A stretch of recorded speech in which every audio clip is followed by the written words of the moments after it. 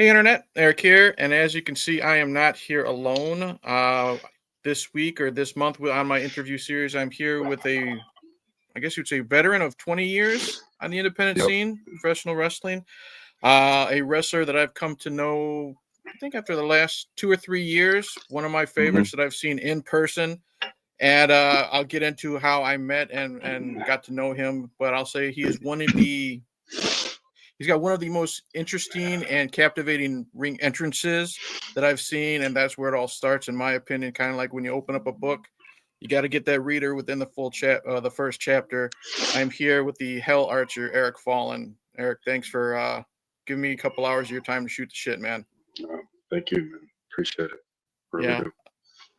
What I normally do with these interviews, Eric, is I give the listener, the viewer, a little insight of how I met my interview subject, I guess you would say. And the first time I came to know you was at a WCPW show, and it was a couple years ago. And it was my first ever like independent wrestling show ever. Like getting out of Sure. my bubble, getting off my butt, and actually going to a show. And I didn't know anyone on the roster at all. And you were being introduced, and what struck me is, like I said in my introduction, was your ring entrance. And I'm thinking to Yeah. myself, who is this? 6'2", 3. I don't know how tall you really are, but who is this 6'4"? Who is this big bastard? Okay, Yeah. and you're coming out with this mask, and you have sparklers in your mask, and the flames are going. So you're already captivating me, and you had that Yeah. slow walk, and you're just you're looking out to the crowd because the company had just I guess you'd say reset, after COVID and everything, Sure. and everyone's looking on you because he can't freaking miss you.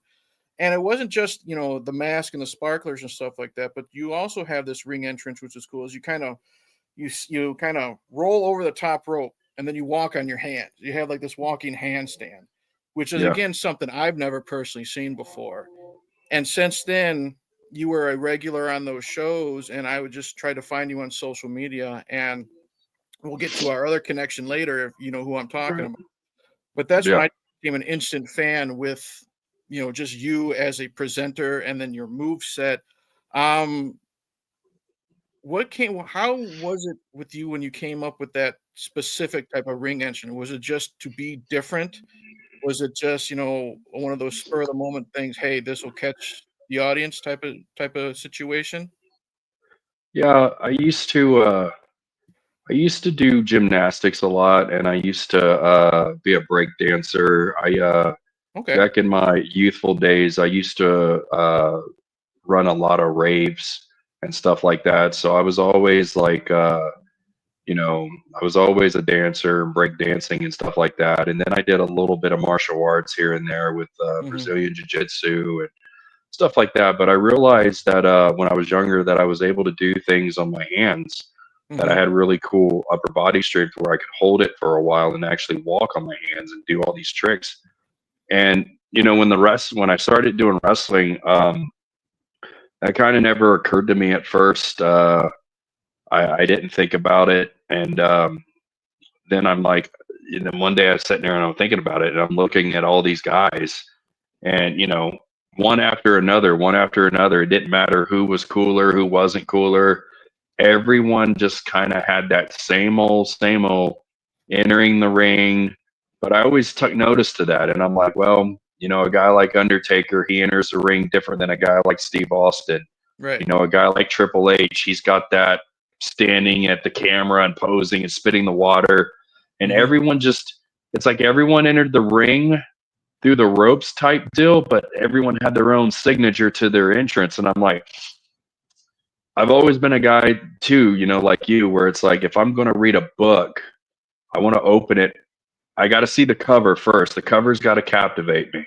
True. Because if I look at the cover and the cover looks really cool and maybe it stood out than some other books, maybe Mhm. that might be an interesting read, and then you Mhm. open it up and you start reading it and then you just get more intrigued.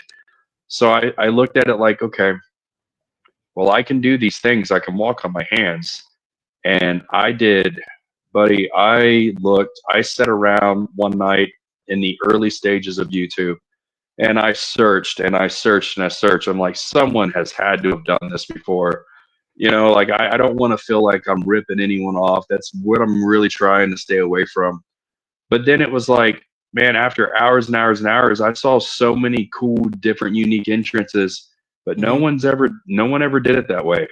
And to this day, no one does it that way, which is kind of shocking, you know, Mhm. because it's not like I'm, you know, a big fish, but you know, I've become a big fish on the East Coast, you know, in certain areas and everything. And I know that my name and some footage of me has gotten out there, Mhm. you know, to some big places. And I've actually been a part of some big places, you know. So it's Okay. like I know people have video and information on me, and you think I still don't understand why no one has like really stolen my stuff, man. Like it's crazy. Like you can't make it in a WWE 2K game. Yeah. You just can't make it. Like there's nobody that comes out on those games with the pyro and the handstand. Like so for me, like if anything, that's a nod to my creativity because I'm different and no one's Mhm. got my stuff. Like nobody. Yeah, another thing that to me I've never seen, because I've watched a lot. I've been a fan of pro wrestling since WrestleMania 6. That's when I Sure. started as a kid, and one of your moves that I've never seen done before is, if people don't know, it's like an airplane spin. You'll have Yeah. your opponent on your shoulders and you Yeah. spin them around, and usually what happens is you throw the person off. But you're the first person I've seen that gets so much momentum that when you spin, you drop your hands Yeah. and they're still on your shoulders, and you're still spinning a good 3 or 4 more rotations before you just kind of shrug them off, and they do a little whirly bird on the ground. Yeah. And that's one thing that I really appreciate about you, is because you're so innovative, and it's just shit that I've personally never seen before.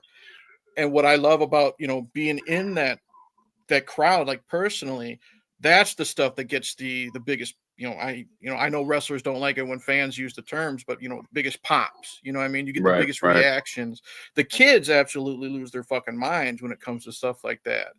And I just, how do you feel like that? And like when you get that little extra oomph in a reaction, you know what I mean? Because you're doing something that probably no one's ever really seen before, like at least on a mainstream level. How does that feel to you when you get that little extra burst of energy or audio? You know what I mean?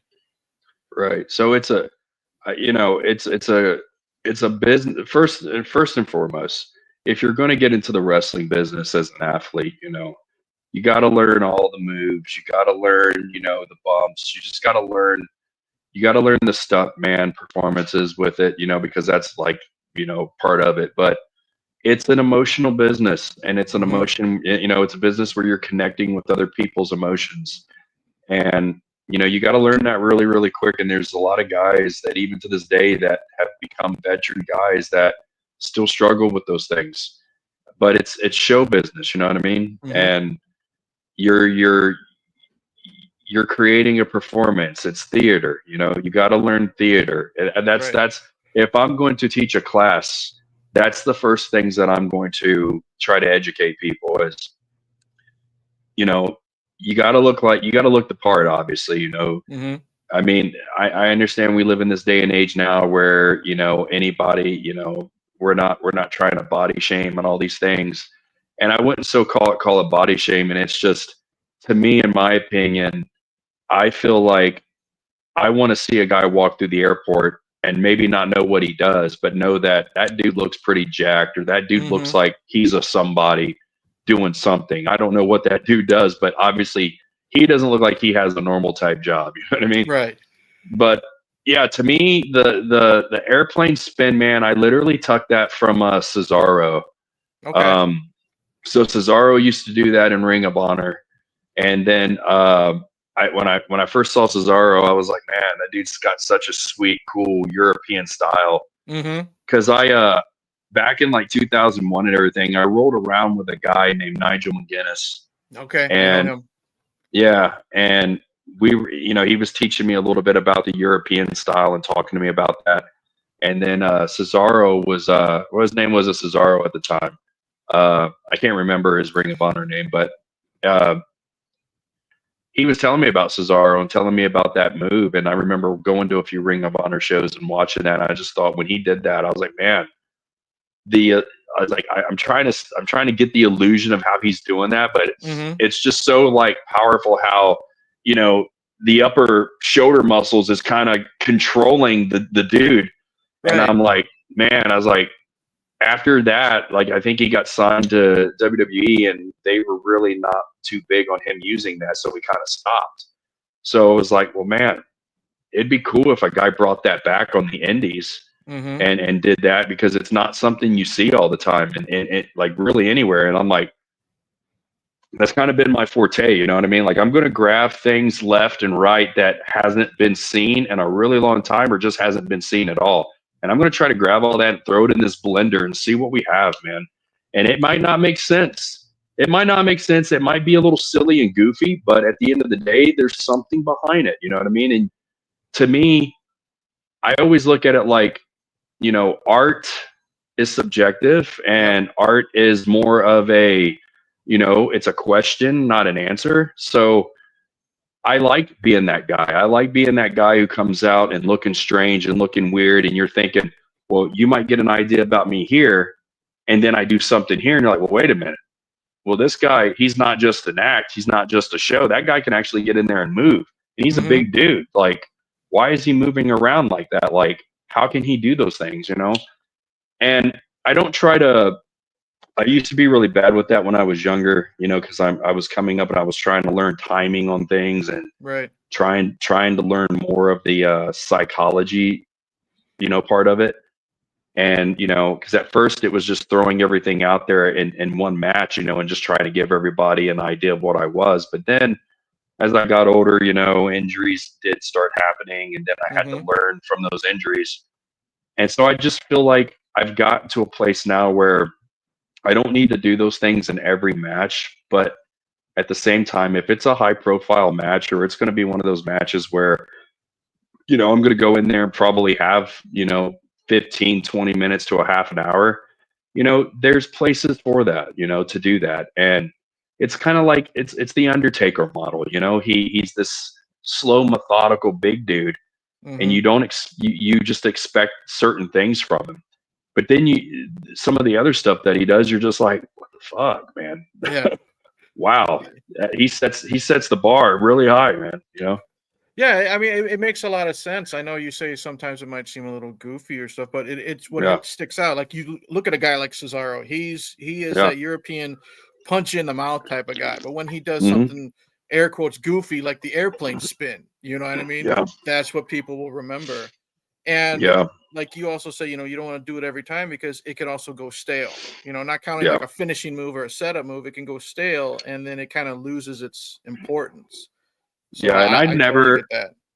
And I've never really, you know, I've never been a really steroid jacked guy. You know what I mean? I've gotten thicker as I've gotten older and everything, and gotten bigger, and I've put a lot of time into the gym and got my body to a more, you know, bigger physique level. But I've never been considered a huge guy, you know, in the business. Like, I was always a tall guy, and, you know, but my body's kind of been back and forth over the years. But I do have some freakish strength sometimes. You know, there's times where I don't know if it's an adrenaline thing. I don't know if it's I psych myself up thing. I don't know what it is, but there's just some weird thing that happens. And I mean, the human body is a remarkable thing, man. Like, I feel like when you personally can tap into your own personal human body, there's just things that you can unlock that you didn't realize you had.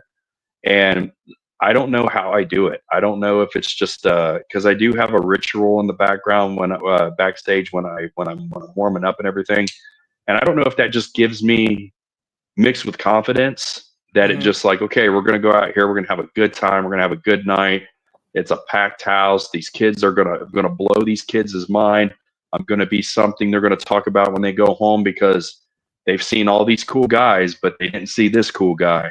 And now they're going to see me, and I might not be the main event. I might not be the guy holding the belt, but I guarantee you I'm the guy that's going to be in the conversation on the way home.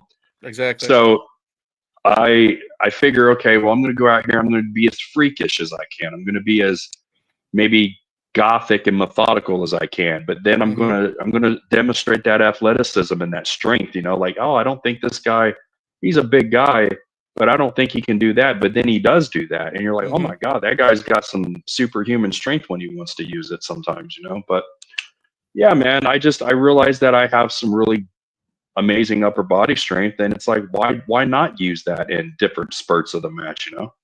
Yeah. Speaking of, like, you know, getting yourself pumped up, or do you have like a pre-match ritual? You know, because everybody's different. Some people, you know, they pray. Some people they just, you know, Goldberg, he did his, you know, headbutt the wall or the lockers or type of thing. Or other people, they chill and try to find that Zen state. Do you have a certain ritual that you do to pump you up, or just like mentally prepare you to get out there for, you know, 10 to 20 minutes in front of that crowd? I will usually do handstands in the back, warm myself up, get myself, you know, jacked. Mm-hmm. I will try to find a wall somewhere. Not that I need a wall to do a handstand, obviously, but sometimes I'll use a support just to kind of do a few handstand push-ups. Mm-hmm. And then I'll do a couple head bridges where I just bridge and I have my head, you know, holding me up, and I have my arms underneath of me, and I rock back and forth to get my neck muscles going. Mm-hmm. And then I try to do as many Hindu squats as possible, you know, until my legs start burning the hell out of me and I can't take anymore.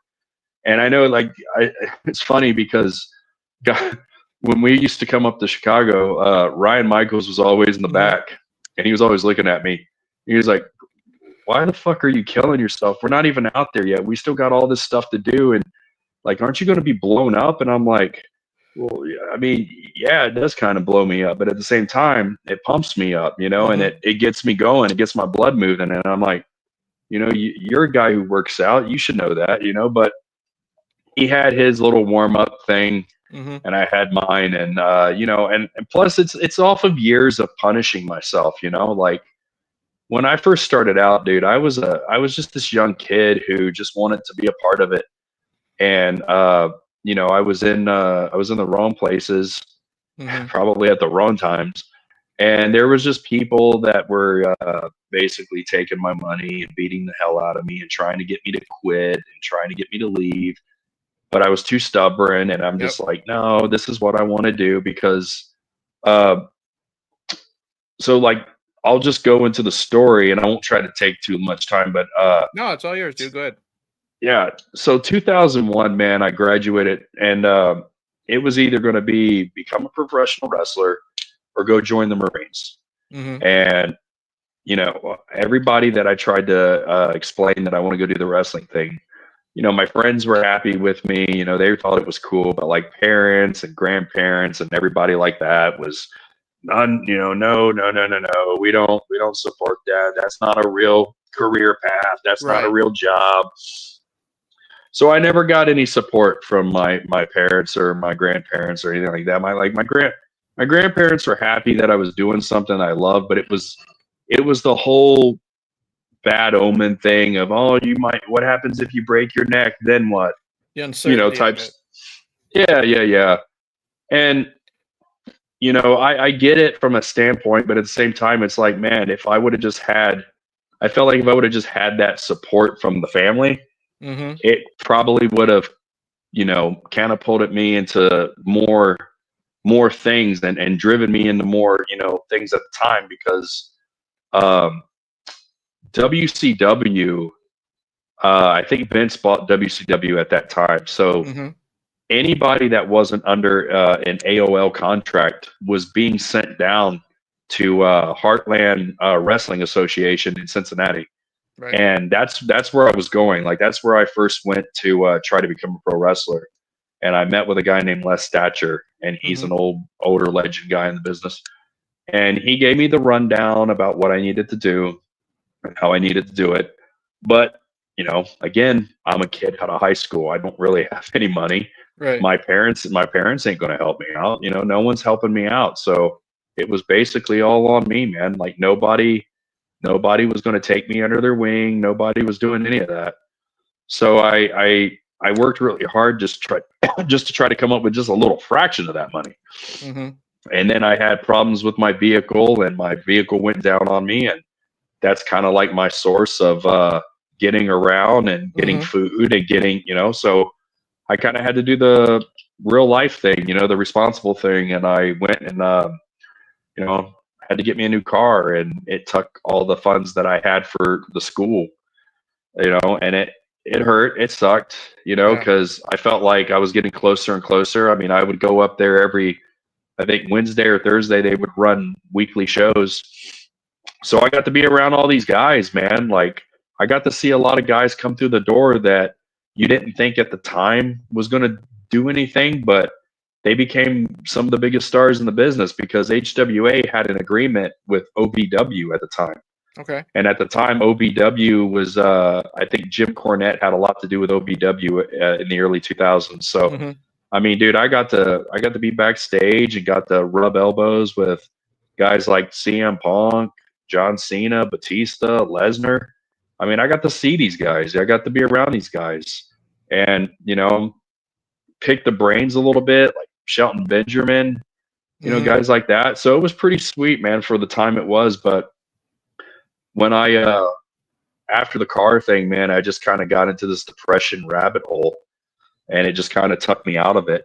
I felt like maybe this is kind of like a sign or something, that maybe this is just like, hey, this was just a thing to do as a kid, and you'll always love it as a fan, but maybe this just isn't where you need to go. So I kind of got really depressed and just kind of walked away from wrestling. It's not like I had any support, so no one was like talking me into staying with it. So I left, and I tried to go after my second one was the Marines. So I went to go see a recruiter. I think it was might have been August. Yeah, it was like August of 2001. I went to go meet with a recruiter, and I mean, my mother was just on my ass so hard about it, giving me guilt trips. Yeah. And we would fight all the time about it, dude. And I would tell her, Eric, I was like, can I just have something? Can I just have one thing that you fucking support, that you want me? Can I just go after something? I want to go see the world. I want to get the hell out of here. I got all this hunger. I got all this drive. I want to go do something with it. I don't want no fucking 9-to-5 job. Like, I want to go do something with my life. And they were just, simple people, man, that just never really went after their dreams. They never really decided to go chase anything. I mean, my father could have went and played in the NFL, but he screwed that up, so it was just like, there was no encouragement. There was no drive, that was being fed to me, man. So it just kind of, and then, oh my God, blah, blah, blah, blah, blah. Well, I sat and I thought about it for a month, and I was going to revisit it in September. And then September 11th happened. And now we don't know what's going to happen. Exactly. So at that time, it was insane and crazy. And, before we even went anywhere, it was a no. Yeah. Then it became a hell no. Right. And then, but now that I reflect on it, man, I don't know what it could have happened. Anything could have happened. Those were scary times. There were guys that I knew from high school that was going over there and doing things, and I never heard from them again. I don't know what happened to them.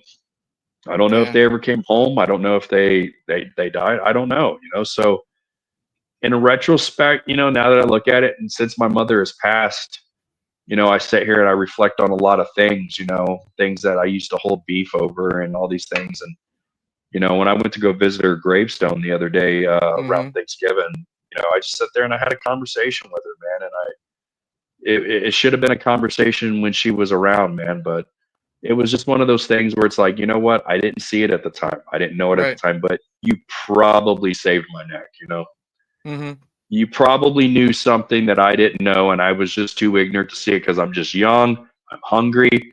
I'm not thinking about what could happen. I'm thinking about what I want to do.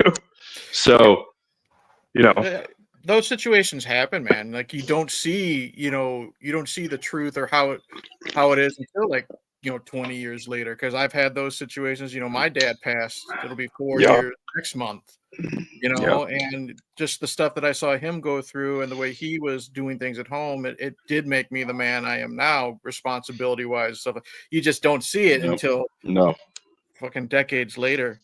One thing Yeah. I thought was kind of cool. You're talking about how at times you lost motivation, and is this the right thing for me? I saw an interview with you where you were kind of motivated by like a speech from Kevin Sullivan of all people. Can Yeah. you go into the story about that? How he kind of lit that fire under you a little bit? Because Yes. I don't think Kevin Sullivan, in my opinion, gets a lot of the respect he deserves. Because he's not this No. big hulking monster.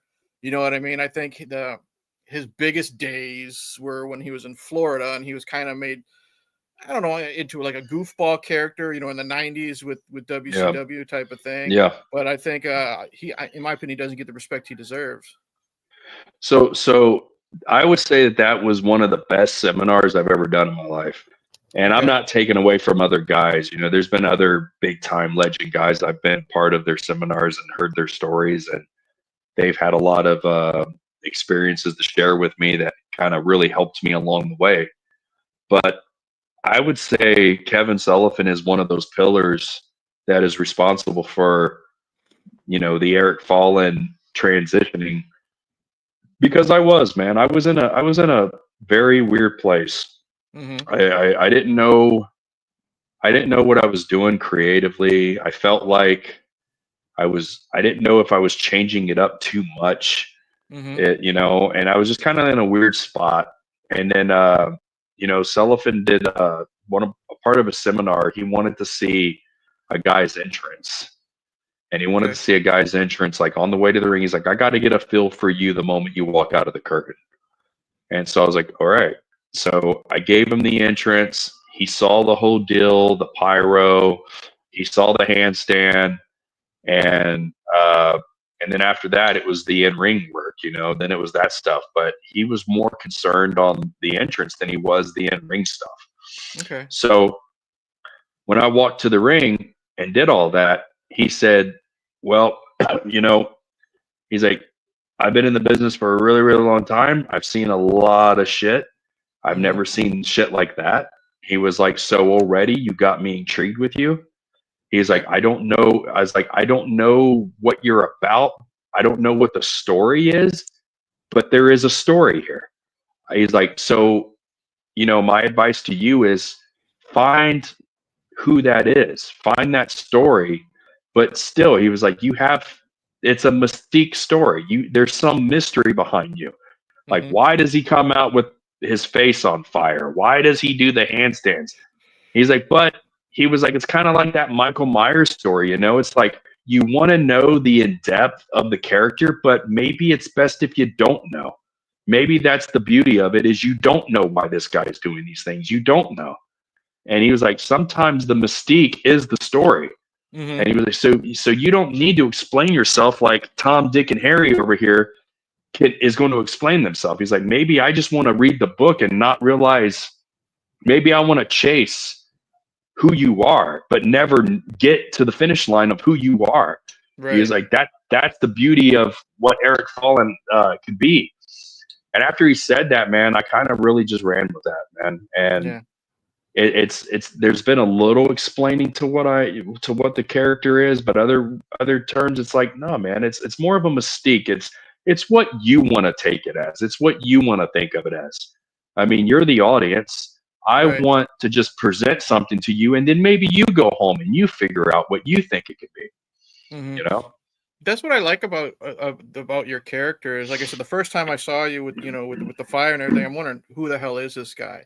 And then the more I saw you at the time you're this baby face, and then you were teaming with Ryan Michaels, and you were, I don't want to say you were softening a little bit, but you know what I mean, you were becoming more personal with the fans and stuff like that, and you had your little heel turn.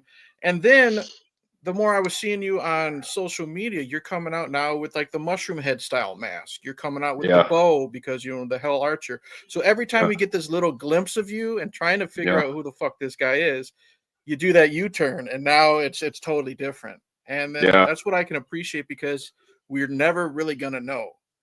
And it, like you said, it keeps that mystique going, and that also, in my opinion, it keeps that character fresh, because you don't want it to go stale.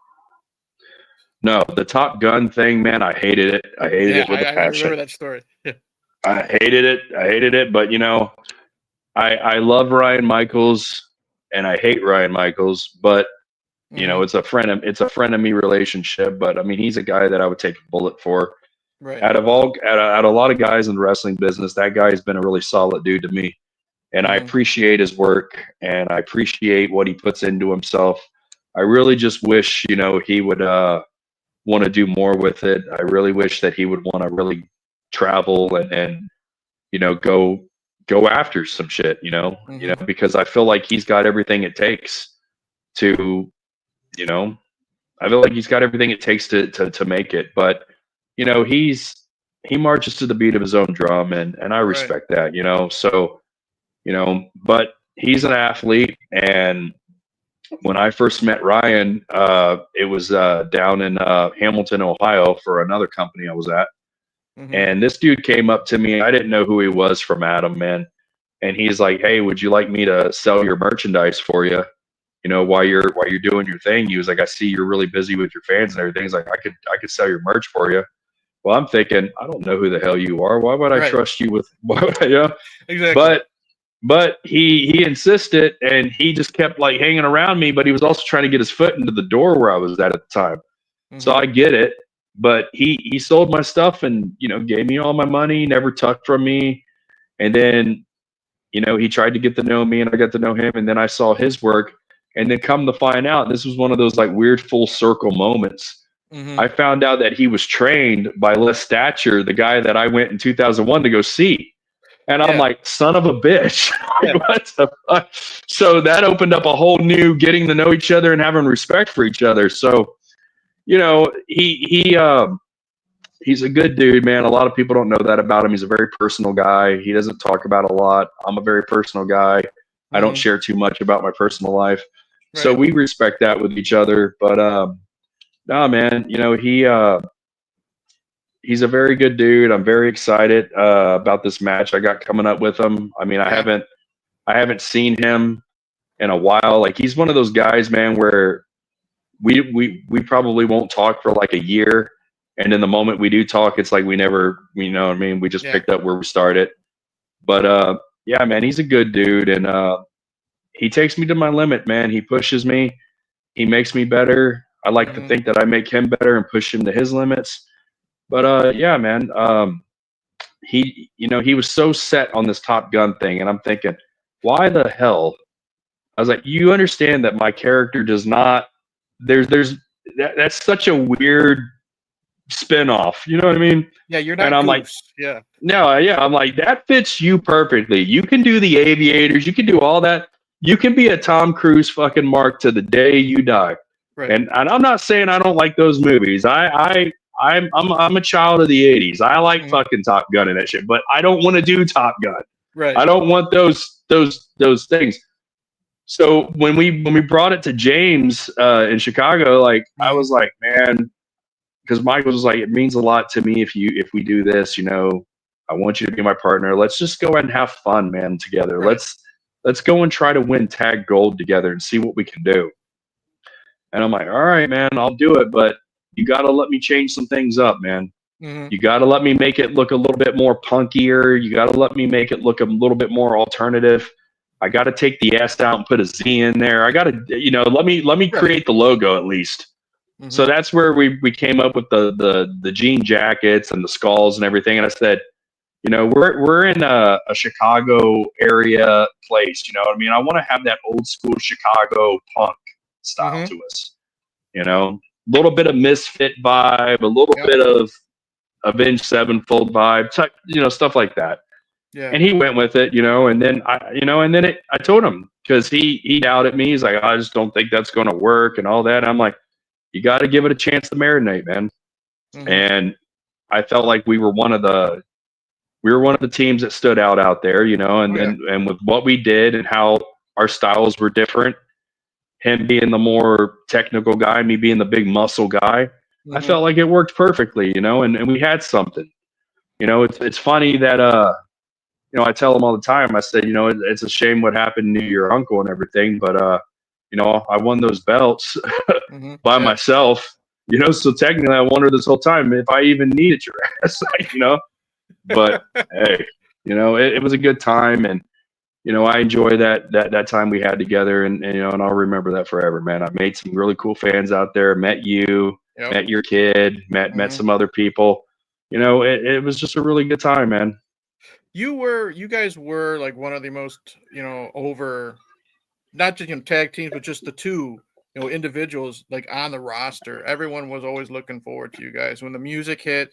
The kids always had the gun salutes going, Yeah, and they would, like I said earlier, they just lost their minds seeing you guys. You like Ryan's not the biggest guy in the world, but no, standing next to you, he looks extra small. But then that makes yeah, you look extra big. So you had those two differences with each other, your differences with the styles, and you just kind of flowed. And again, you guys both just have these explosive personalities in your own way, and that's also what drew the kids in. And what I loved about you yourself is, like I said, you're always changing the way you look. And the we'll go ahead and talk about the time when you won the tag titles. Ryan lost his uncle, and it was like a 2-on-1 situation. yeah, And yeah, it was the Halloween themed show, but you come out, your face painted just like a skull, so you're still yeah. sticking out. You're not the same Eric Fallen that you were. And Right. it's just, again, shows how you're always evolving. You're always trying to get the people to stare right at you. You know what I mean? Like you said, you might not be the main event, which you were that night, but you're always going to be the dude that they're talking about. Well, that night there's so many things that people don't know about that night that I was just pulling out of my ass, man. Hmm. Really, James was really not set on doing it. He, Okay. if Ryan can't be here, then I don't want to. I don't. There's no point in this. Like, I just don't see it. And I was like, okay, and I get that. You're the promoter. I Hmm. understand that, and I'm listening to you, but I'm asking you to just take it from somebody who's put some time into this over the years and learned Hmm. some things. I said, if we can create this as an underdog story, who Hmm. doesn't like an underdog story? Right. And I said, but and he was like, well, you don't look much of an underdog. You're big as hell. You look like a killer. And I said, oh, yeah, but if we created a scenario where it's a handicap match, but not just a handicap match, it's an extreme rules handicap match. I got to fight two guys under extreme rules, Hmm. and the one guy's a big dude, the other guy's a short, small little, smart ass, jackass type character. But let me wrestle, put me in there with the muscle first. Right. Let the muscle throw me around and beat on me for a minute and wear me down. Kind of wear the armor down, and then he slips up, screws up. I roll him up, quick pin, get rid of the muscle. Then the little son of a bitch comes in there and starts picking up the scraps. Yep. And then I said, if we can do that and create it that way, and then maybe somewhere towards the end, I capitalize and I get the win. I think we got a winner, man. I think that building will pop. I Hmm. think we can. I said, maybe. I said, if I'm wrong, I'm wrong, James. I said, but I just have a feeling, man. I said, I think these people, are going to be behind me. We'll explain the Michaels deal and everything like that.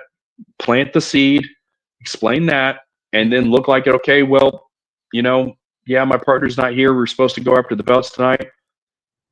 Technically, this isn't going to happen, but hey, I did show up. So why don't you just give me the opportunity? And instead of me having a partner tonight, why don't you let all these people be my partner tonight? Hmm. Let them be my tag partner. Let them help me. And then maybe, just maybe, there might be that little miracle with it. And it's Eric Fallen. Maybe the stars might be aligned and something might happen tonight. The kids are in the crowd. They're into the Halloween thing. They're into the Yep. Top Gun thing. Yep. Maybe something might happen. I'm like, just trust me on this one. And so finally, I got him. I got him to do it. And man, it was one of the biggest pops I've had out there, man. And it was cool. And I thought it was a unique match. Hmm. It was different.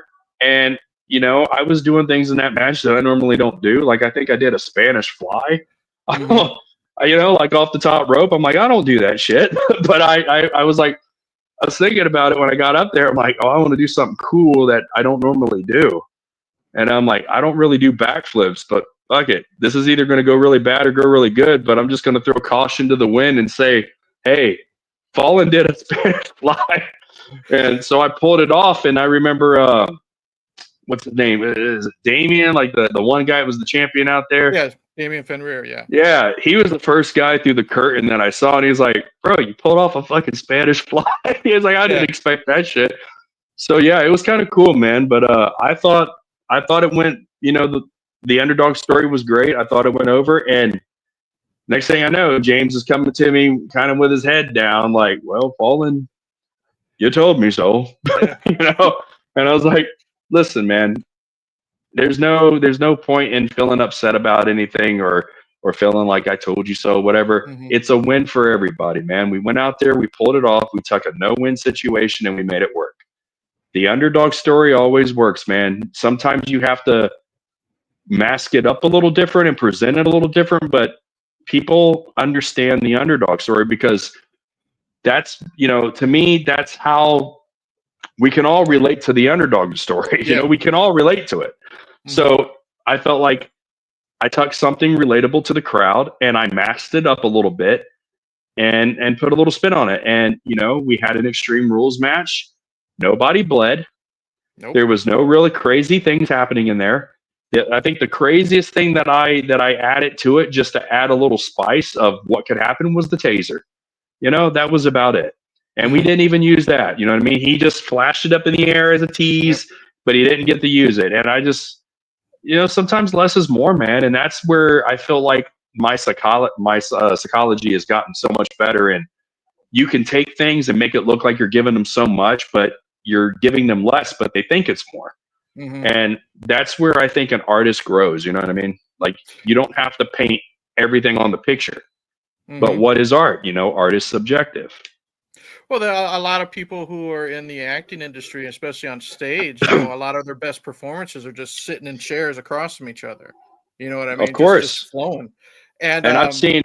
No, I don't mean to cut you off. I mean, I've seen those big high-profile movies with actors that we like, and then like someone like Nicolas Cage. He. I've seen him in some of his big-time movies, and they were, some of them are hit and miss and pretty good.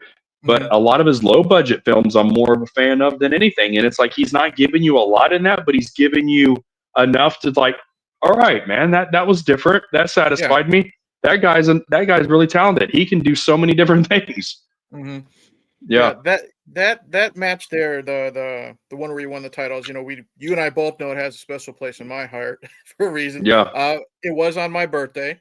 And I drugged the wife out because the wife's not a big wrestling fan, but I said, it's my birthday. You're going to come with our kid. You're going to sit down. You're going to watch some fucking wrestling. You know what I mean? Yeah. And she's glad she did, I'm not going to lie. Lots of the time she was on her fucking phone. She didn't care, but right. She knew that our daughter Rebecca was a huge fan of you. And this was before you guys had your little connection. You're already beating the big guy up outside the ring. Mm-hmm. And you're walking around, you're both tired, you're both beat, you sit him on a chair, and then you just yell at the top of your lungs, I need a kid. And me being the wrestling fan, I've seen this on the indies shows before, so I know what's going to happen. I trust you. I know everybody's going to be safe. So I tell Rebecca, I said, go up, because we're always front row. I tell her to go to the guardrail, and she's just standing there, and you look at her, and you just beeline for her, and you grab her, and you've seen the video. You could just hear her just go, because you lift her up over the guardrail and you're holding her to your side. You just hold her leg up and you just ram her. Everybody, she was safe. It was fine. It was fun. But you ram her into the guy and he kind of rocks back on the chair like this, but he doesn't go over. So you got to do it the second time. You turn around, you can see her face. She's having a blast. And then you go back to the guardrail and you do this one more ram and you knock him on his ass. And the place just blew up. They're cheering for you. They're cheering for her. So that, that was extra special for me because my bond with my dad was pro wrestling. Right. And I would watch it at home after he passed. My daughter didn't give two shits. You know what I mean? So I forced her to go to that first show. And at first she's sitting there, I'm bored. I don't want to do it. But by the end of it, I want to go again. So now she's looking forward to it more and more. And then, since then we kind of all coined the nickname Battering Ram Becca. You know what I mean? Yeah. And she became like a little bit of a celebrity to the local people there. And then I sent you because that was in October. And the next time you were coming to town, you and Ryan were going to be in December. Yeah. So she had this sign that she wrote, "Battering Ram Becca." She wanted me to send it to you, and I sent it to you through a messenger and stuff. And what was really cool and shows like we'll peel a little bit behind the curtain of Eric Fallen is you're not just this big monstrous dude. You actually do give a shit about the kids, which is one thing I appreciate. Yeah. You came down to her front row. You came down. You looked specifically for her. She had her sign up, and you and Ryan, you're talking about you had these masks made here, Yeah. you know, Yep. and you came to her and you took it off. You gave it to her, and she watched. And you guys did your thing. You won, and she literally wanted to give it back to you because she thought she was just holding on to it. And you literally said, "No, that's for you. Thank you," Mhm. because you appreciated it. And it was like I said, it was December, so I'm waiting outside. She's in the lobby area because I'm waiting for the wife to come pick us up, and she's inside because it's cold. And Ryan comes out, and I shake his hand. "Hey, good job." And he, like you said, he's kind of all business, keeps to himself, and he went straight to the rental car. And I knew you would be coming out, but I saw you were in the lobby just talking to her, having like a little private conversation. Yeah. And you came out, and I said, "Hey, man, she's a huge fan. Thank you for all you do for her." You know what I mean? Mhm. Because of the local wrestling scene and you and Ryan and everybody, she's kind of come out of this bubble that she had. She's now Yeah. meeting the wrestlers by herself. "Hey, do you want me to go with you?" "No, I'll do it." She had a picture taken with you too. And then just out of the kindness of your heart, you're walking towards your rental car and you just reached into Yeah. your bag and you grabbed this Yeah. Top Guns hoodie and you just threw it, "Merry Christmas." Mhm. And then, she's treasured that ever since. And that's one thing that I appreciate a lot, especially with like the indie wrestlers, because it's more personal when you're on the indie scene because you have the intermission, whether you're in character during intermission or not, Right. that these are the fans are the reasons why you guys are there. You're keeping this going. And I've said it to you in messages, but like personally now, I can thank you for making her night. And it's something that she always looks forward to. Like she was real excited that you and I were going to be talking. She's like, "Hey, we'll make sure you show off the mask and the hoodie and Right. stuff like that." And that's one thing I really appreciate about you, not just with my daughter, but how you are with the kids, because you're always showing pictures with the kids and how excited they are, to see you, to have their picture taken with this big hulking monster of a guy. And he's just one of us. And that's what a lot of people, I think, don't realize about professional wrestlers. Behind the characters and stuff like that, you're just everyday Joes like us trying to Yeah.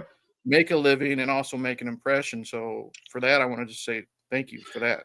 Yeah. Yeah, man. No problem. It's fan interaction has always been kind of like a holy grail to me. I Hmm. feel like you know I don't want to just come out there and perform in front of people. I want it. It doesn't happen very often. Hmm. Obviously, for different promotions and promoters, they have a certain do's and don'ts, and I try Right. really hard to just respect those because I want to come back and I want to be a part of it. But at Hmm. the same time, you know, there's those places where it's kind of like, man, you just get the vibe. You get the feeling and you get the vibe that these people, this is kind of like a family style type. They're backing this company. This company's backing them. You Hmm. know, I'm gonna throw a bone in here tonight, and I'm gonna make them be a part of it. And when it comes to confidence, man, what I've learned about that is all you need sometimes is just a little tiny push, man, Hmm. from somebody bigger, somebody more confident. You just need a little tap on the shoulder, a little push, and the next thing you know, man, it's almost like it spreads like a wildfire.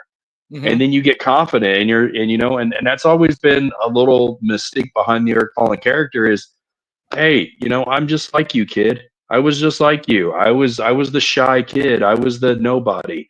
I Hmm. was I want to come into class and I don't want people to see me. Right. I just don't want to be known. You know what I mean? I just want to come in, do my thing and just be invisible. But then, I found my confidence and I took it and I used it. I weaponized it.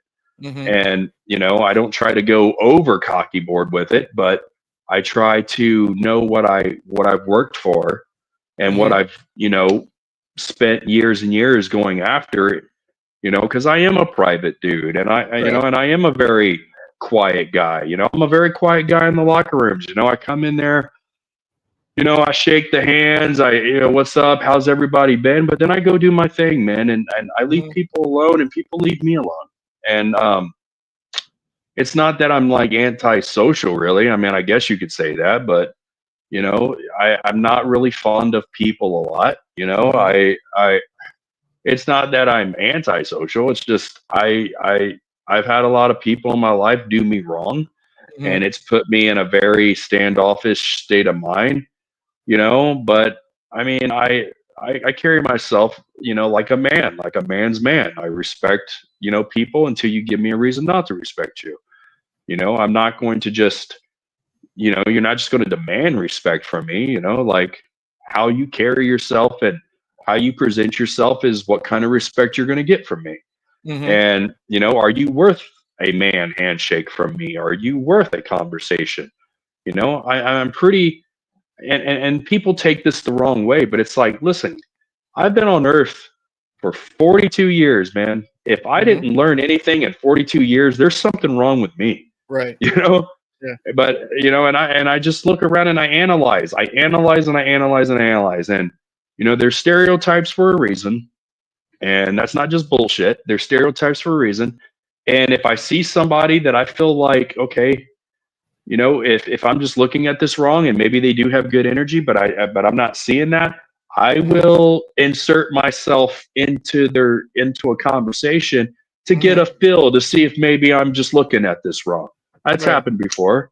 But at the same time, it's like, man, I just know what I know, man. And there's just a lot of people that I don't mess with, and you know, they don't mess with me, and I like it that way. But you know, man, I was one of those kids, so I relate to those kids who had identity issues, or Mhm. didn't know who they were, or was struggling with themselves. They were the nerdy kid, or they were the Mhm. kid that got bullied. Because I was that.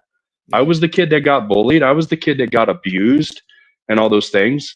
So I understand that, and that's really, if you want to take a little mystique away from the Eric Fallen character, that's really what Eric is. Mhm. He's this kid that turned his weaknesses into strengths, and he weaponized it, and now he just became his thing. And the mask and the pyro and all these cool things are just little spices to make the steak that much better, you know. Mhm.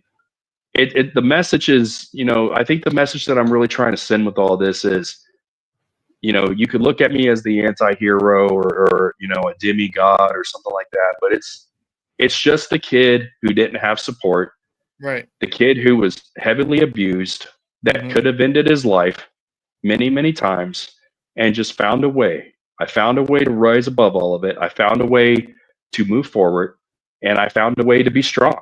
And, Mhm. you know, and now I'm using it in a way where I'm trying to teach other kids that way. I'm trying to teach the youth. You don't have to be a victim. You know, you have to self-love yourself, know your worth. You know, it's beautiful to be different, man. It's beautiful. You're your own person. You're an individual, and there's art to that. We're not all the same being, man. We don't think the same. We don't act the same. We might copy each other to a degree in some forms, or Mhm. another, but other than that, we are our own person. And when you die, no one's ever going to be like you. You know, you're the Right. only one of you. So to me, that's a miracle in itself. So yeah, you know, I want to promote that, you know, and I didn't know anything about that with your daughter, man, at the time. Mhm. And when you told me that, it's like, cool, man, you know, that just, it's one of those things where something cool happened that you didn't know anything about, but it happened the way that it should have happened, you know. So Yeah. Like I said, I always take that to heart, especially because like she's like me. We're very quiet. We keep to ourselves. You know, yep. I still have the social anxiety. You know, you've seen me talk shit online before, but when I'm in person, you know, I still have the social anxiety coming up to meet friends and stuff like that. And that's what, you know, independent wrestling has done for me, but like especially for her because she's very self-conscious. She's very quiet. Yeah. You know, she's afraid of saying the wrong thing, this and that. But as you've seen her now, she'll run up and, you know, meet you and take a picture and stuff like that. Like now she doesn't give two shits. And I think that's part of it was just the fact that how you guys and you know the girls on the roster have just treated her and then just treat all the kids as just everyday people. And that's something that people don't realize, I think, you know what I mean? Unless you actually go to these shows. And that's another reason why I support the indie scene big time, is because you get to have these interactions and you just get to have these memories that, you know, for now, you know, me and you, we're always going to be attached because of that memory. Yeah. And you Well, and her. but I think people seem to forget that just because they're little people, they're still people, and they have personalities, and you know they're going to grow up and they're going to be adults, and so you know that just you just don't go up one day and become an adult and then all of a sudden you're a person. You're a person from day one. You have your own thoughts, your own beliefs. I mean, we can influence. You know, as parents, we can influence. That's our job, is to influence in what you know we think is best. But at the end of the day, they're going to grow up and they're going to become who they want to become, and they're going to become who they need to become, who they feel is who they are. And you know, to me, I have no issues with that. You know what I mean? Like, all I can hope for, you know, by me having a son of myself, you know, I can just try to teach him things and try to you know, keep him away from all the dumb shit going on in the world and being perceived, and just try to grow him up. And you know, it is scary and it's hard, you know, trying to grow a child up in this world and the way things are and the way people are and all these things. And, you know, to me, I'll just say it this way. You know, I thought about this before coming on here about how to say this so I'm not offending anybody or trying to piss anybody off or anything like that. But, you know, I got a lot of friends, man. I've been very fortunate to make a lot of friends all over the world. Different parts of the world, different colors, cultures, sexual preferences. I mean, all this. I got friends, you know, from the LGBTQ communities and all those things. So, you know, and I respect everybody, man. I do. Until you give me a reason to not respect you, I respect you. You know, I just never been the guy where it's like I don't care. I don't care what you do in the bedroom. I don't care what color you are. I don't care who you are. Just shut the fuck up about it. Like, I don't. I get it. I fucking get it, right? But don't turn this around and hate people like me because I'm a straight white dude. You know what I mean? Don't turn it around and make it about me, because it's bullshit. You know it's bullshit. You know, whether if that's media bullshit that's being fed to you, it's bullshit. And deep down inside, you know it's bullshit. So don't try to pollute that. And you know, my thing is stay the fuck away from our children, man. Stay the fuck away from our kids. They will know they have their own brains, man. One day they're going to figure it out. What's best for them is what's best for them. What they want to do is what they want to do. If they want to grow up and they want to be gay or straight or bi or trans, that will be the decisions that they come. And you know, you don't have to be an adult influencing that on a child. There's bigger shit for the kids to learn right now than who they're going to be with and what they need to be. Let them figure it out. You know, be a responsible adult and teach these kids right, man. Like, you're trying to make them, you know, belong in the world. You're trying to make them fit in the world, because the world, I'll tell you, man, I've been around a few places and the world is beautiful. There is some beautiful spots in the world, but it is beautiful spots in an ugly place. And it's unfortunate, but you know, we got to do better, man. And I'm not attacking anybody. I'm not trying to say, oh, my alliance is more here than it's over there. I've always been a guy that's been in the middle of everything, man. I've had friends from both sides. I don't care if you're Christian. I don't care if you're a Satanist. I don't care if you're a Buddhist. I don't care what you are, man.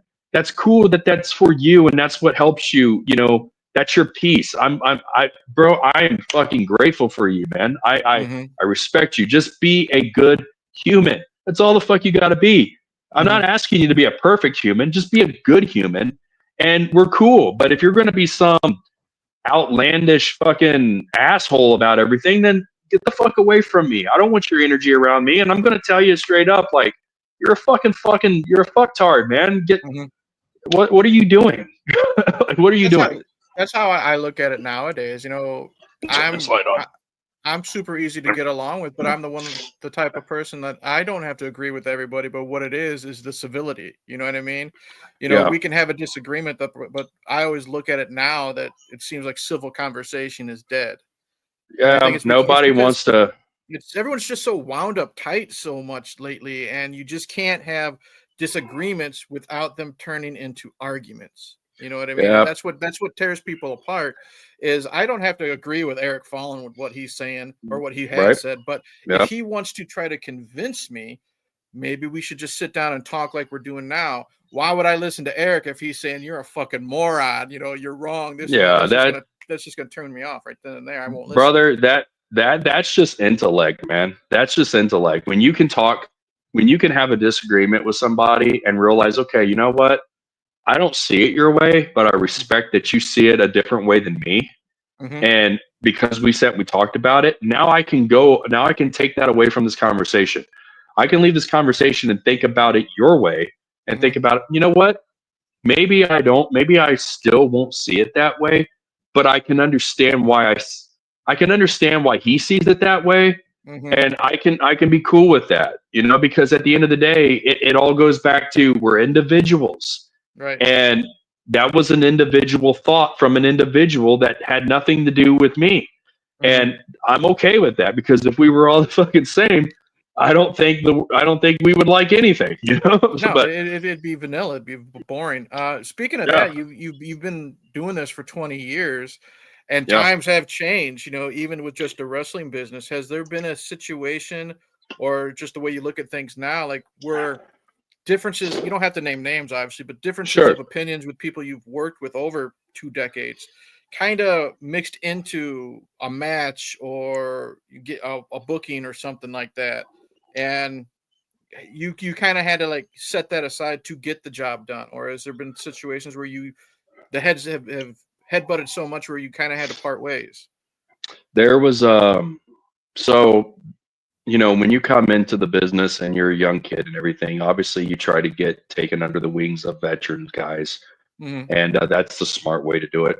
And I was around, I was a younger kid when I got into it, and because I started in 2001, Mm-hmm. but then it got shafted, so I didn't come back until like 2004, late 2000. 2005 is when I actually had my first actual wrestling match.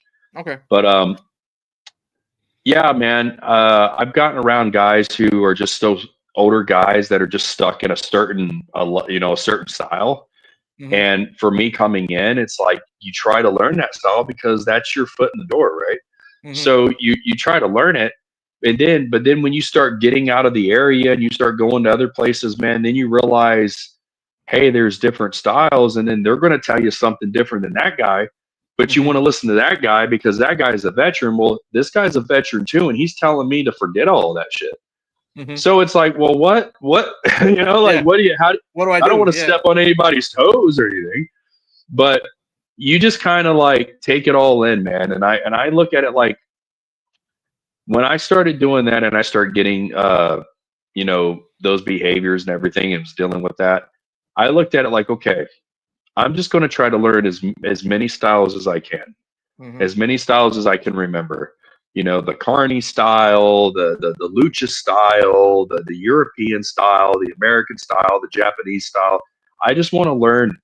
That's really me as a performer. I want to learn. I want to be in the ring with guys better than me. I want them to teach me. I want to be in the locker room and sit Mm-hmm. next to guys that are better than me. And I'll tell you a story, man. So this is a Kevin Nash story. So Okay. I was out. I'm trying to think. It might have been Michigan, around somewhere in the Detroit area, maybe. Because Kevin's from normally from the Detroit area. I think he is. Mm-hmm. I think Kevin's from Detroit. So I remember I was on a show one time out there, and I remember they were having Nash come down to do a seminar and just kind of hang out. He wasn't going to wrestle or anything. He was just going to Right. come down and hang out. So I remember, we were all in this like really tight space in the back, and I hear this knock on the door back there because the door locked from the other side.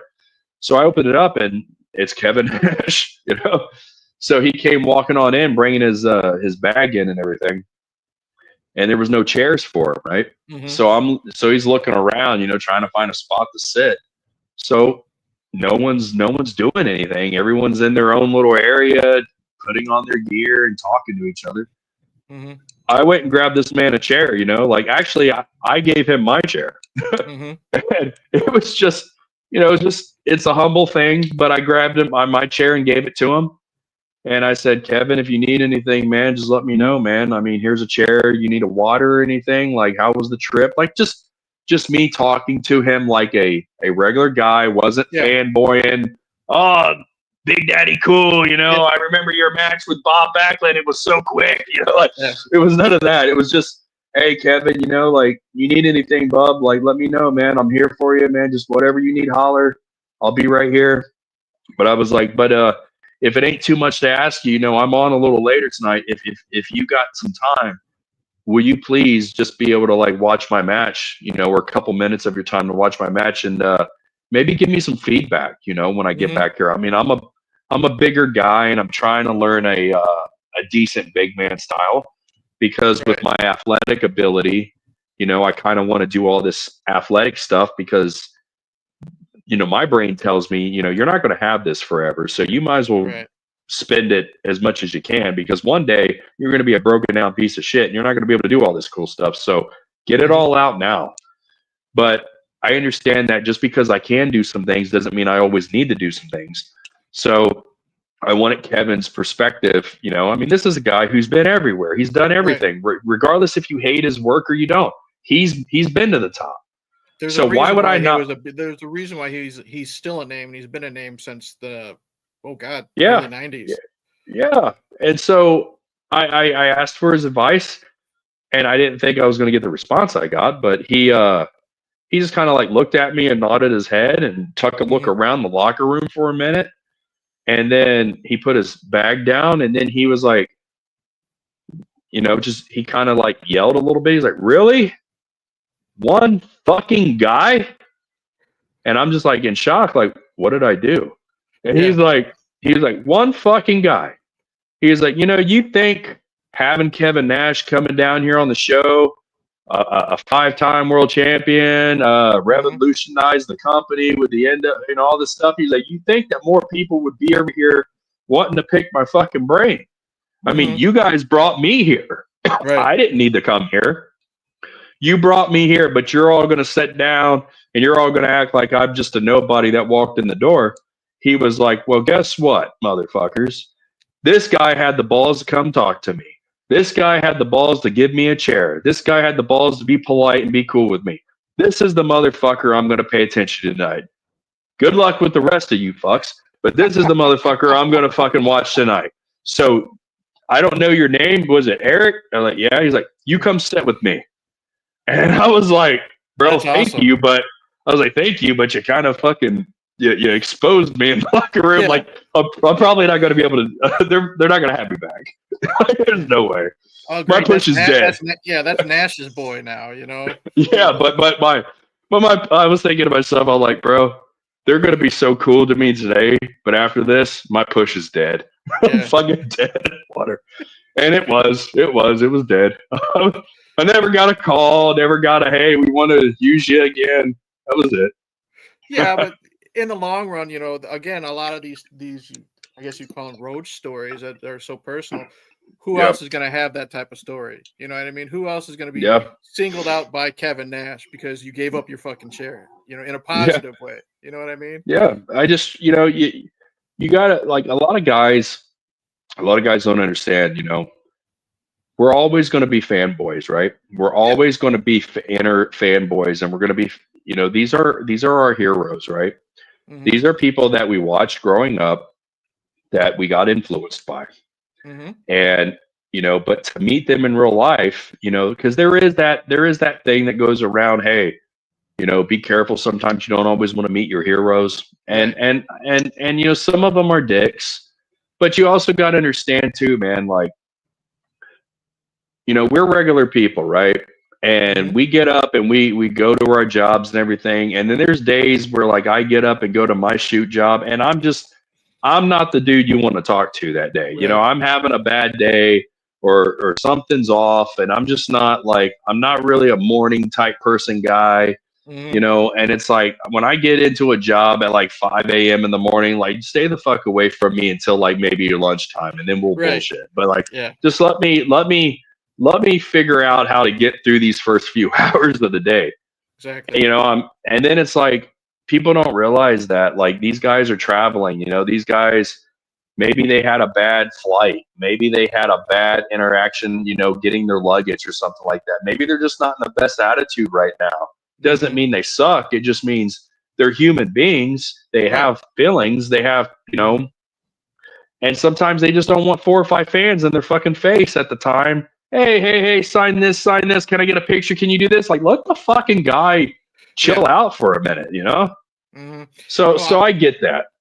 Yeah, I mean, it makes sense. I mean, you never know. He could have had, you know, a fight with his wife, or, you know, this could have been like the second or third layover on a fucking plane, or, you know, you're on the road, you do a lot of driving, you know, you could have just had you just thrown a tire and you just had to replace that, and you're now 2 hours late type of thing. You're not going to be in a good fucking mood.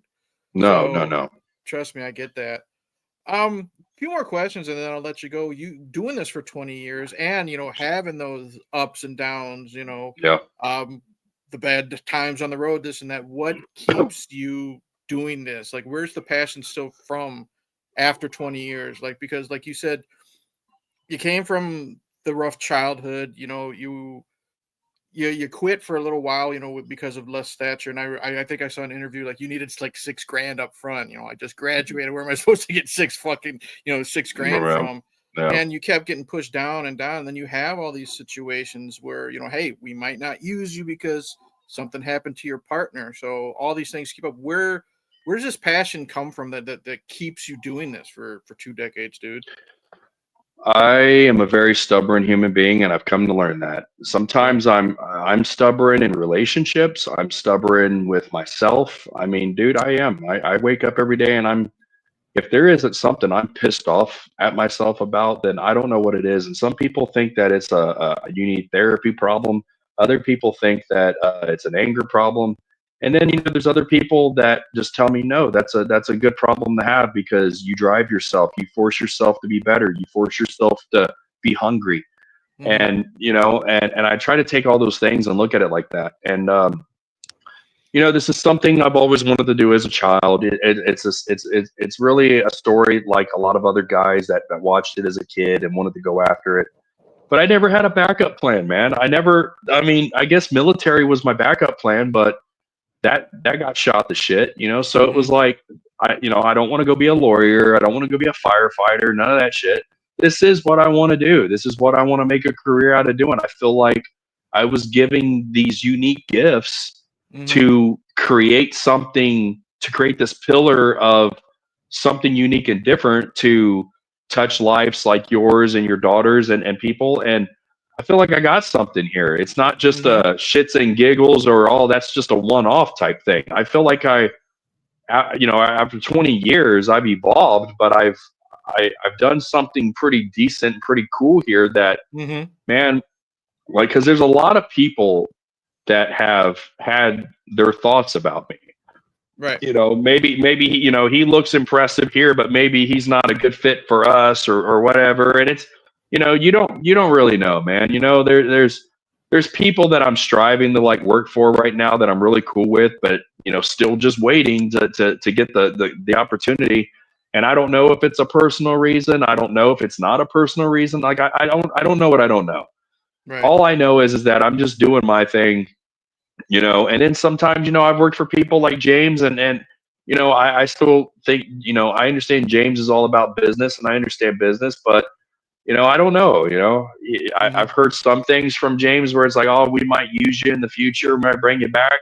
And then I don't hear nothing, you know, and then it's like, I don't know, you know, cause I never did anything wrong, you know, other than I proved him wrong in that match. But if that's something he took personal, then, you know, maybe you shouldn't be a business guy. I don't know, but maybe it is, you know, maybe he's just trying to save money and cut costs. And I understand that, but like, and this isn't a knock to James, but like, it's like, Right. don't bullshit me about money. You don't want to pay extra money to bring me in where I'm making a drive, but yet you fly guys in and then you talk about money.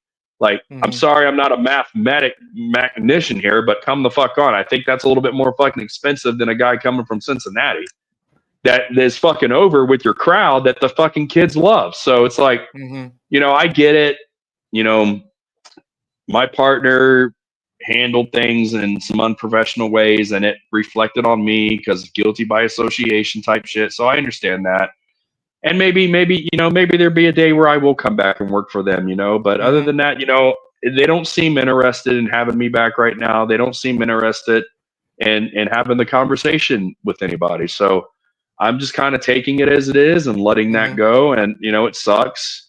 I would love to come down there and perform in front of you and your daughter and all and the fans that I've made down there again. But, that's James's call.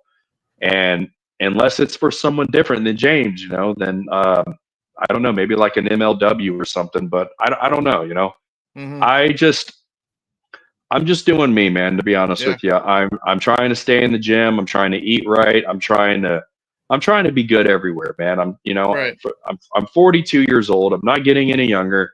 I'm trying to be smarter with how I take care of my body. I'm trying to be smarter with how I handle my relationships with people and how I am with myself. I got a 2-year-old son. I'm trying to be the best dad that I can be to him.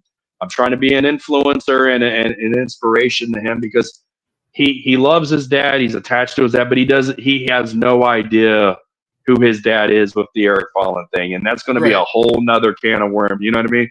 Yeah. So I'm just kind of like trying to put things in places that are going to be a positive because, man, I've lost some friends in this business, man. I've been to a few funerals and, wrestlers, they drop like flies with certain things. And so I think about my own mortality with being a 42-year-old guy and had some freak injuries and came back from them. I am stubborn when it comes to things, but at the same time, I know that I'm not, I don't have immortality and I know something somewhere will eventually get me. I'm not naive to not thinking that, but I'm trying to do my best to dodge as many bullets as I can right now and stay the healthiest as I can. Yeah. I'm trying to be good, Eric, to be honest with you. I'm trying to be good in all forms of life, man. I want to be the best performer I can be, the best artist I can be, the best wrestler I can be, the best father I can be, the best everything. And, I'm just doing the best I can, man. We live in some crazy fucking times. It's a crazy world. Everybody's on some stupid bullshit. And I'm just trying to, be a man's man, have common sense, and just be a guy, man. Just be a dude, someone people can relate to. That's all you really can be, man. Because again, I've learned, my through my own ways too, how precious life is, and how like in a blink of an eye, you're gone. So you just gotta live life and live it to the fullest, in a safe and smart way. But you still gotta live life to the fullest. Yeah, well said. We're going to end this with 2 questions that I always ask all my interview subjects. You're a professional wrestler, so we're going to talk to Eric Fallon right here. You got the weekend to yourself, no booking. Nope. Little man isn't with you, so you got the whole house to yourself.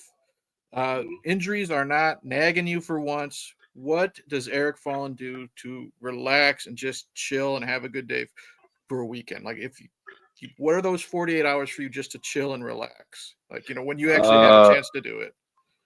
Well, I guess you could say I'm a little bit of a gamer. I'm not a big gamer. I'm a little bit of a gamer. Sometimes I like getting lost in those realities.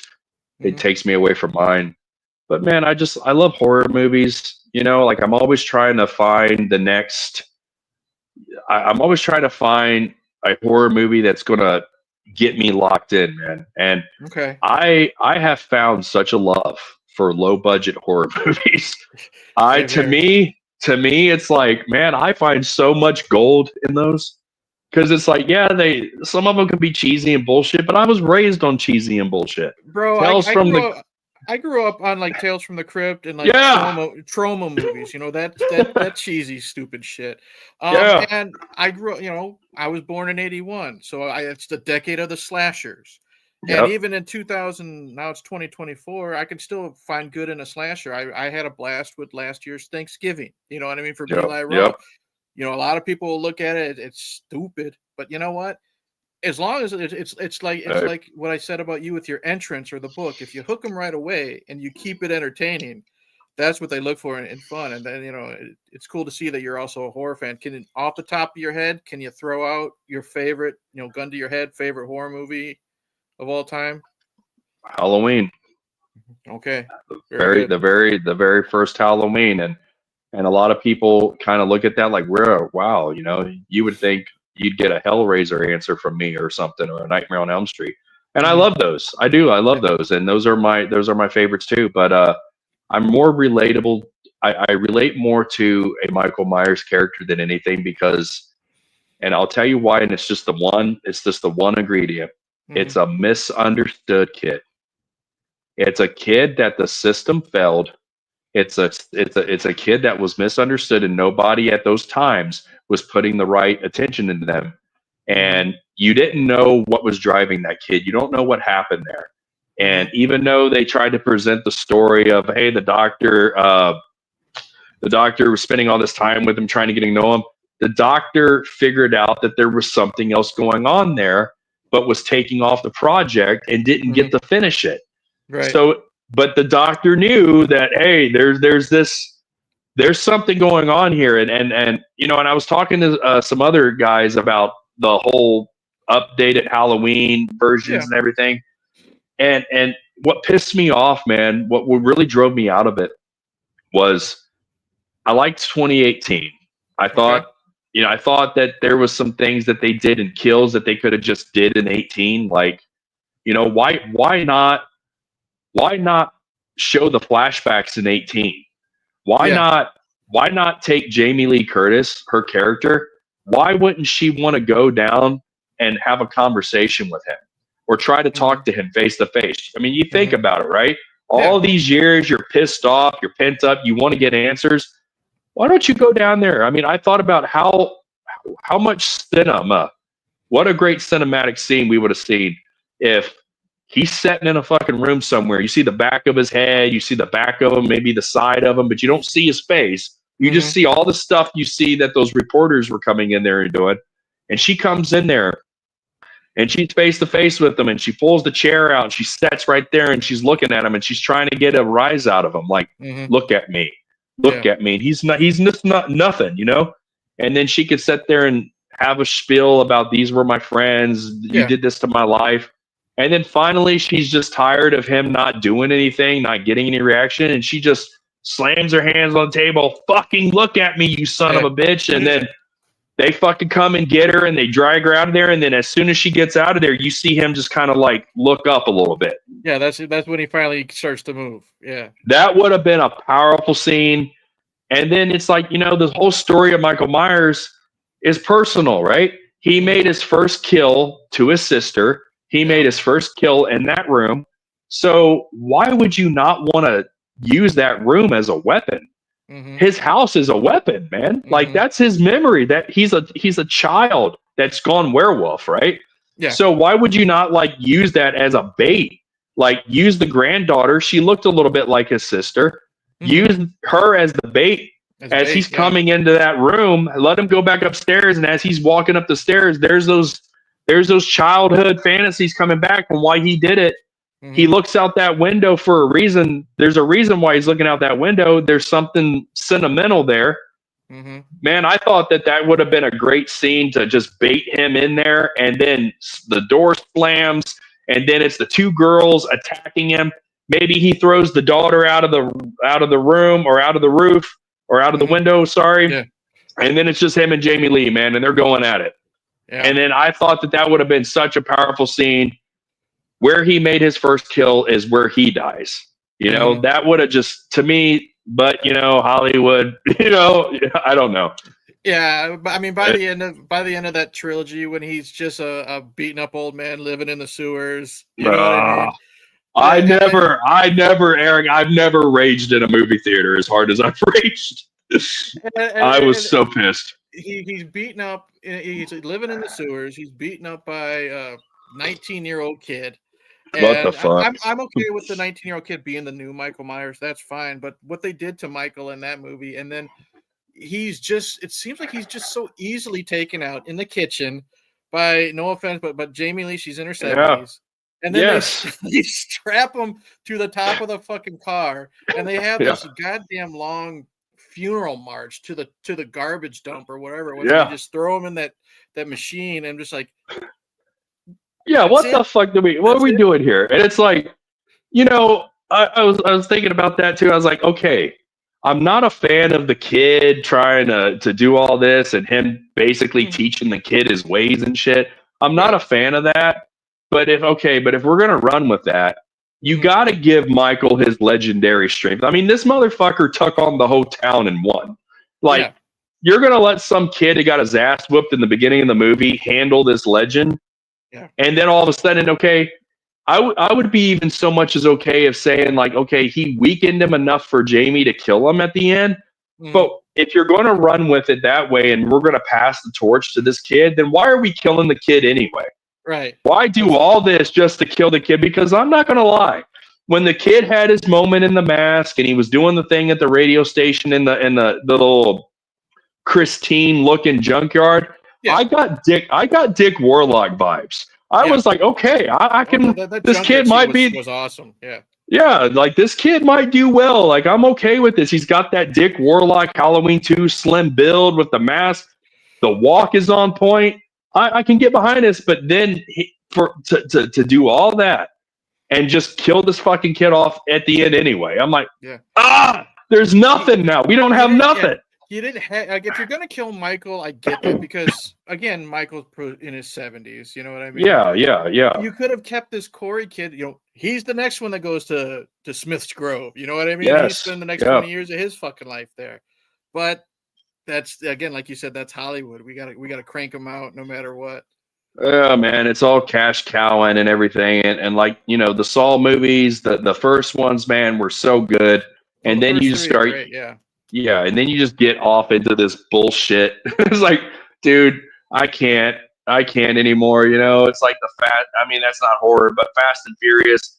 I was out of that shit a long time ago. When they did the one movie where Paul Walker and Vin Diesel kind of like looked at each other and they went their own ways, I'm like, that's the end. Yep. There's nothing else you can do, but now we're in fucking space. Now what is this? It's funny because I tease my wife. We haven't really seen anything past like 4 or whatever. But I'm like, remember when it used to be about stealing stereos and shit like that? Now they're going to the fucking moon. Yeah, it does not make any sense of form of reality. I don't know. What's Fast and Furious? Alien contact now? Like, I don't get it, man. It's just I hate Hollywood. There's a lot of things I hate about Hollywood. Mm-hmm. I'm just more of an independent guy. Like, I love independent films. I think that's where Hollywood needs to be. Mm-hmm. The Terrifier movies that have came out. I mean, if you just want to watch gore and a slash fest, then I get behind that. But I'm very, I'm all about story, dude. I like story, and Michael's story arc was pretty self-explanatory. Mm-hmm. He might have gotten older and everything, but he's still a little boy, dude. He's still a child who's tied to his house. He's tied to the roots of his house. So, you think about it, why didn't anybody fucking catch on to that? Like, that's the arc. He started in his sister's room. His very first kill is the most important one to him. Mm-hmm. Use that as a weapon to kill this motherfucker or trap this animal, Yeah. And it's like, I thought that's what they were going to kind of do when they brought him back to his house, but then it was just like, nope. I don't know. Another thing with Halloween Ends, I know it takes place like 3 years later, but Kills ended. The end of the movie Kills with Jamie Lee Curtis, Laurie's daughter, is killed in the bedroom, and then they just, when the next movie comes, they just fucking drop it. You know what I mean? She's busy flirting in the grocery store, and she's digging her hands through the pumpkins and telling her granddaughter to go get laid and stuff like that. I'm like, Yeah. the last time we saw you, your daughter was just slaughtered by this guy, and you're gonna go get him, and then that's just kind of dropped. It just Yeah, makes no fun. it pissed me off so hard, man. On there was so many like fuckery going on with that. It's like, okay, if that, I would have been more invested in the Corey guy if you would have brought him into Kills. Mm-hmm. Let him be the boyfriend in Kills. You know what I mean? And let's have a story arc with him in Kills, and then maybe some shit happens with him and he survives it. And then we bring him into the third one. Hey, this is basically Rob Zombie's Michael Myers meeting with John Carpenter's Michael Myers. Like, this is the kid who was heavily abused, had a bad childhood, and now he's influenced and he's fascinated by this legend. Mm-hmm. And then he comes into contact with him, and then Michael almost kills him. But maybe Michael is not as strong as he is, and because he's not as strong, maybe that's the way he survives.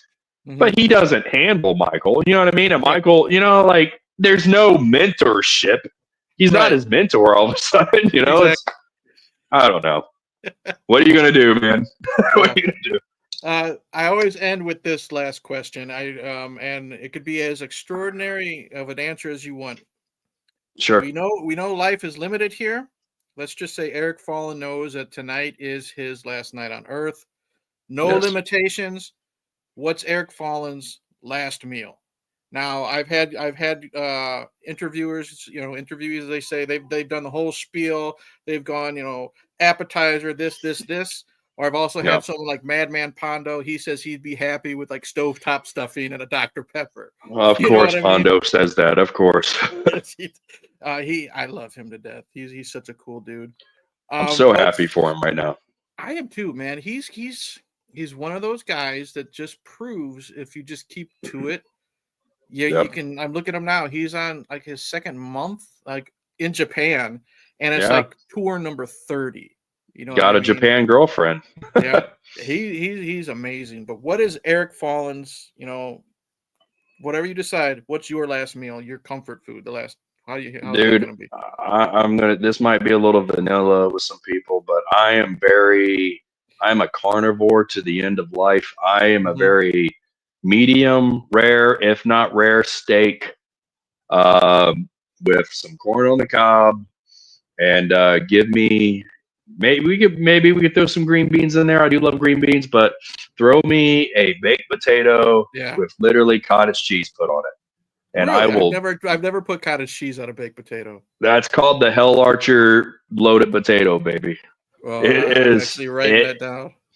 It is. It will change your life. I don't know whoever told me about that, or maybe it was just a day I was in the kitchen and said, "Hey, I'm going to experiment." Yeah. I don't know. But I threw some cottage cheese on a baked potato with some butter and pepper, and oh my god, oh my god! I'm gonna try. We're actually when we're done here, we're gonna make some steaks, and we have a couple potatoes left over. I'm gonna convince my wife because we have cottage cheese is like my thing and my wife's thing. We actually when we go to the store, we have to buy 2 separate fucking tubs because we'll eat it within like a week type of thing. And I think I'm gonna sneak like a spoonful of her cottage cheese and throw it on top, see how it goes. I knew I liked you, Eric. A lot more common than we know. So to end this, you got anything you need to promote? Social media, any upcoming bookings or anything you want to throw out there? I'll also have the links in the description after I'm done uploading this. Sure. So next Saturday, I will be at Armbar Pro Wrestling in Dayton, Ohio / Hoover Heights, Ohio, against Ryan Michaels, longtime frenemy. That's going to be a hard-hitting match, man. I mean, we don't like to pull our punches. We like to go in there and beat the hell out of each other and then have a beer and apologize later. So it's and I like that about him. That's the style I like. I like to be snug. I like to make it as real as possible because I like to get hit and I like to hit back. So, but other than that, I mean, you just, find me on my socials, man. Like, I got to get the YouTube thing up to more par. I'm trying to get more videos and more stuff, more content to put on that and get the YouTube thing going. I've just been super busy with a lot of things. I haven't had time to really focus on it. But I'm going to try to build my YouTube library up. It's one of the things I'm going to focus on in 2025. especially with doing more stuff with NWA and stuff like that with their territories. But yeah, I mean, just all the socials that I have. I mean, if you're going to post those in the link, then they can find them in the link. But yeah, I'm on YouTube, IG, TikTok, X, Facebook, the whole fucking craziness, man. I'm not a real social media guy, man. It drives me nuts, but I do it because you have to do it, and it's like, so many. Why do we have to have so many? I know. I try to just limit mine to YouTube and maybe Twitter or X or whatever the fuck we call it nowadays. And I try not to go on the timeline so much because it makes me fucking mad, like you say. Yeah. Social media is a good thing. It's when it's used for the wrong things, in my opinion. And I usually just post and leave. You know what I mean nowadays. Yep, that's what you got to do. You got to get in and get out. That's what you got to do. So, Eric, I've kept you for 90 minutes, dude. This has been a blast. It's good finally it's been awesome to actually shoot the shit with you in person, so to speak. To anyone listening or watching, I said I will have his social media links in the description below. Go out and support your local independent wrestling. You never know who you're going to meet. You never know the moments that will be made. Like I said, my daughter was used as a battering ram in one of your matches, and it's a good thing my wife went with me because she would not have believed us. You know what I mean? Oh, you guys are making up some bullshit. But you never know the friendships you can make. I made a friend out of you, Eric, and I appreciate you, dude. I appreciate you, man. Thanks for supporting what we do and the athletes. I mean, we're not promised tomorrow, man. So, I guess my only message, for the world or whoever sees this, man, just be a good human, man. Nobody really cares where you're from, what you do, your religion, your color, none of it. No common sense human being really gives a fuck about any of that bullshit. Be a good human being. Influence others to be a good human being.